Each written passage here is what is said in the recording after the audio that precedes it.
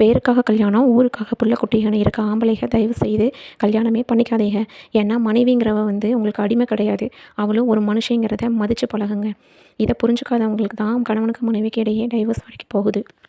பெத்தவங்களும் பொண்ண கல்யாணம் பண்ணி குடுத்துட்டா போதும் அப்படிங்கிற இதில கல்யாணம் பண்ணி குடுத்துடுறாங்க. மாமியார் என்ன கொடுமை செஞ்சாலும் அட்ஜஸ்ட் பண்ணிப்போன்னு சொல்றாங்க. அங்க என்ன நடக்குதுங்கிறதே தெரியறதில்ல. நம்ம வீட்டுக்கு அந்த பொண்ணு வந்துட்டான்னா, வாலா வெட்டியா வந்துட்டா அப்படின்னு நமக்கு அசிங்கம்னு நெனச்சிடுறாங்க சில பெத்தவங்க.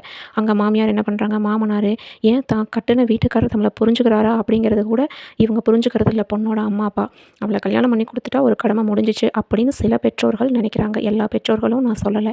அதே மாதிரி கணவன்மார்களும் தம் மனைவியா மதிக்காட்டி கூட பரவால்ல. ஒரு மனுஷியா, சக மனுஷியா, ஒரு தோழியா நெனச்சு அவங்க கூட நல்லா பேசி பழகுனா எந்த பிரச்சனையும் வராதுன்னு நான் நெனைக்கிறேன்.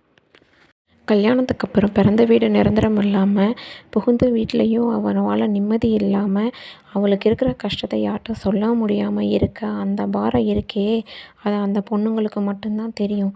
அந்த கணவன்களுக்கெல்லாம் எங்க தெரிய போகுது?